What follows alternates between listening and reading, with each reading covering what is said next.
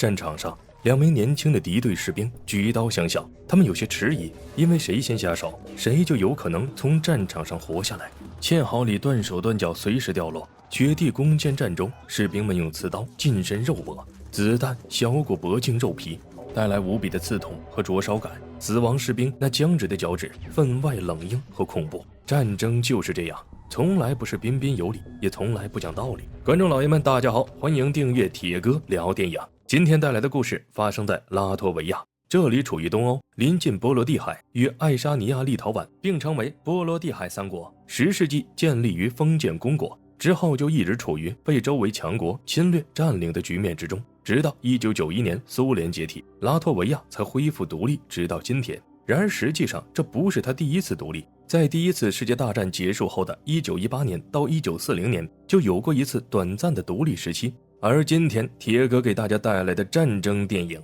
灵魂暴风雪》讲的正是拉脱维亚这一段独立建国时期的故事。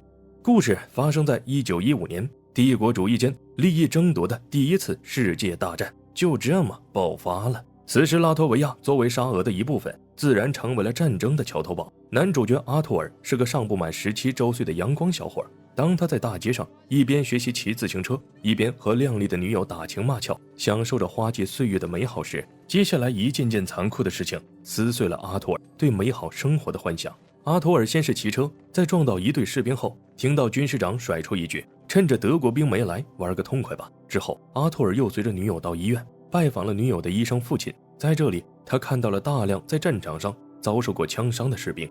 这天阿托尔和哥哥一起回家时，发现了一匹被炮弹炸死的马，这般光景似乎预示着接下来要发生一场悲剧。果不其然，德军突然扫荡而来，阿托尔的母亲迅速地让依偎在自己身边的小儿子藏身于床底，母亲只身出门。由于在谷仓中发现了几名逃兵，德军毫不留情地射杀了阿托尔的母亲。阿托尔亲眼目睹了这一切，陷入无尽悲伤中的少年和父亲、哥哥一起安葬了母亲。在特殊年代，只是悲伤又有何用？对于尚未成年的阿托尔来说，他再也无法视而不见了。父子三人收拾好行囊，烧掉了一切不能带走的物品，踏上参军的路途。由于迫于前线的压力，一向实行高压统治的沙俄第一次同意了拉脱维亚人组建自己的兵团，拉脱维亚步枪营成立了，上阵父子兵，这给予了三人并肩杀敌的机会。由于阿托尔的父亲是退伍军官，很快就得到了军团长官的器重，负责起了军团的士兵训练。而另一边，阿托尔虽然因为父亲的关系也勉强入伍，但他对于军队、对于军旅生活、对于战争都没有充分的认知，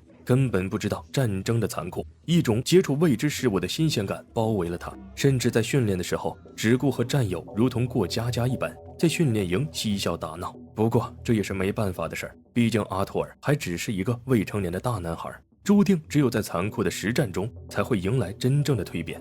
训练没几日，这支临时组建的军团就被拉上了战场。之前看过铁哥解说的1917或了解一战的观众可能都知道，堑壕战在一战中占的分量极大，而在本片中第一幕的战争就是一场精彩的堑壕战。随着几枚炮火袭来，战斗就此打响。在拥挤的堑壕之中，远程射击根本起不到任何作用，唯有装上刺刀，近身肉搏，上演盘肠大战，才能获得一线生机。第一次上战场的阿托尔这时才知道，死亡从不遥远，只在片刻之间。在浓雾弥漫、前线摆满铁丝网的泥泞战场上，他和战友们悚然前行，他们看不到敌人，甚至稍走远一点，连战友都看不到，随时都可能被射杀。等到越过火线，进入到敌军堑壕，阿托尔的战友与敌人展开近距离厮杀。望着周围厮杀的双方，看懵了的阿托尔手足无措。慌乱之中，他遇到了一个和自己年龄相仿的德国少年。此时不管是阿托尔还是这位少年德军，两人都拿着刺刀瑟缩不前，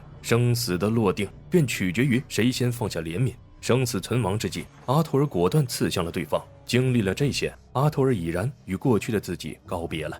之后他在军营中度过了自己17岁的生日，在与青梅竹马分道扬镳后，他继续回到前线作战。这次英勇的阿托尔主动报名，与其他几名战友前去射杀德军狙击手。然而他由于迟迟没能下手，险些让任务失败，被德军发现后，在他们撤退途中，阿托尔的父亲训诫儿子不应太过软弱。然而战场上的子弹对所有人都很公平，德军的一颗子弹打中了阿托尔，他一头倒在了泥潭之中，被他的父亲强行拖回到后方。众重伤的阿托尔还是捡回了一条命，不过也付出了巨大的代价。阿托尔颈部受到重伤，也就是我们常说的漏了气儿。他抽一口烟，烟雾就可以从伤口处奔出来。但是塞翁失马，焉知非福，在后方医院中，阿托尔竟然和照顾自己的护士互生情愫。时间到了1916年，阿托尔伤愈后重返战场，在与德军的战斗中，他又目睹了父亲的死亡。在那个少年心中，曾杀死56名敌人的英雄父亲命丧敌手。战争、爱情与死亡，短短1年时间内，这个不谙世事的男孩经历了太多，也使他内心开始变得强大，成为了一名合格的战士。接下来的战斗中，阿托尔抱着复仇之恨，总是冲在队伍的最前面。在拉脱维亚中部冒着巨大的暴风雪，在夜色的掩护下，阿托尔和战友摸进了敌人的堡垒，企图突袭。随着敌人照明弹一明一暗的火光，他们还是被发现了，遭到了猛烈的射击。于是解决了敌人的火力点后，阿托尔与战友们发起了猛烈进攻。在敌人的扫射下，一波波拉脱维亚士兵倒了下去，幸存下来的士兵继续冲锋。敌人堡垒外的雪又厚又滑，根本上不去。怎么办？拉脱维亚的士兵用刺刀、枪托凿出痕迹，用作直立点爬上敌人的堡垒。在敌人堡垒里，经过一番艰难的战斗后，成功将敌人击退。短暂的休整后，阿托尔与战友继续追击败退的德军。森林里，夜色下，敌人的子弹带着红光，将一个个拉脱维亚士兵击倒，剩余的士兵只能躲在大树后，对撤退的敌人放枪。一名德国士兵重伤在地，还不忘疯狂扫射。躲在树后的阿托尔见状，随即冒着枪林弹雨，解决了那名德国士兵，为后面的战友解决了麻烦。虽然在随后的冲锋中，阿托尔等一批士兵被敌人的炮火炸伤，他们只能挣扎着站起来，继续前进。阿托尔所在的队伍成功拿下了德军的堡垒。在德军堡垒内，阿托尔与身为军官的哥哥短暂重聚，一个笑脸便足以化解战争中遭受的一切痛苦。接着，兄弟二人又投入到了战斗之中。他们守卫在一片雪地上，本打算配合援军进攻德军，可是援军一直没到。现在他们遭到了敌人的炮击，无法动弹。阿托尔的哥哥前一秒还让后面的弟弟头低一些，后一秒就被埋葬在炮弹炸起来的泥土中。阿托尔的部队随即撤退，他告别了兄长。幸存的士兵撤退后，风雪中雪地上剩下的遍地都是冻僵的、保持着痛苦姿势的尸体。这些战士就以这样一种野蛮而又残酷的方式，悄无声息地死去了。很快，战事迎来了转机。俄国10月革命爆发，列宁领导的布尔什维克党取得了领导权。可是苏俄在当时为了政权稳定，在拉脱维亚实行铁血统治。让人心凉的是，在当时的混乱情况下，阿托尔所在的步枪营虽然在长官的决定下加入苏俄红军，但拉脱维亚人稍有不同政见，便惨遭屠戮。在一次次的战役中，侥幸存活下来的阿托尔曾因腿部中弹落下些残疾，但却坚持没有退伍。面对苏俄如此的暴行，作为苏俄红军一腔热血的阿托尔困惑了。在一次行刑中，无法开枪打死同胞的阿托尔被作为反革命关押起来。好在长官良心未泯，于黑夜中偷偷放跑了他。逃过一劫的阿托尔选择了隐姓埋名，和心爱的姑娘一起度过了一段美好的田园时光。可是幸福的生活总是短暂的。随着一战结束，拉脱维亚也宣布独立。可好景不长，德国人又卷土重来。一战不同于二战，结束后仍有局部战争。阿托尔面临了一个抉择：要放弃现在的安定，再次投入战斗之中吗？在亲手烧掉德国和苏俄的征兵宣传海报后，他给出了自己的答案。阿托尔告别了爱人，拿上一直随身携带的步枪，又一次成为了军人。只是这一次，他加入的是完全由拉脱维亚人自己掌握，真正为拉脱维亚而战的部队。此时已经经历了连年战争洗礼的拉脱维亚，哪儿还能凑出足够多经验丰富的老兵？连年的战争耗尽了拉脱维亚的国力，入伍的大部分都是没有见过战争的学生和少年。战斗开始，一个个毫无作战经验的新兵蛋子只会躲在战壕里，像老鼠般惊恐地瑟瑟发抖。面对此情此景，阿托尔勇敢地站了出来，瞄准、开枪、蹲下、装弹。他一遍遍重复着指挥战壕里整个队伍的作战节奏。化整为零的部队瞬间爆发出惊人的战斗力。在此可见，一个指挥的出现是多么的重要。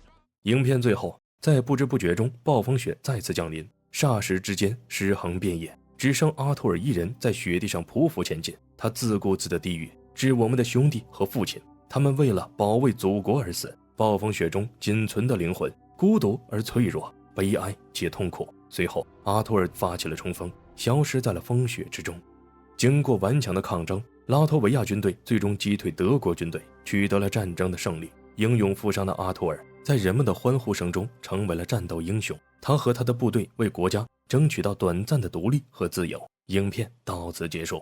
这部影片在一众历史战争片中绝非是一部完美之作，但是不可否认，它还是很好的展现了一个男孩在战争年代的残酷成长史。透过阿托尔反映出了拉脱维亚整个国家的辛酸血泪史。作为一个小国，夹在德国与俄国两大强国之间，经历了一战与二战的摧残，以至于导致拉脱维亚男女比例极度失调。只因在那个战乱的年代，青壮男子都献出了自己宝贵的生命。其实话说回来，战争永远是那最无情的吃人机器，对拉脱维亚如此，对每一个国家每一个民族也是如此。好了，今天的节目就到这里了，感谢大家的观看。如果你喜欢这类型的电影，一定要记得点击订阅铁哥聊电影，咱们下期再见。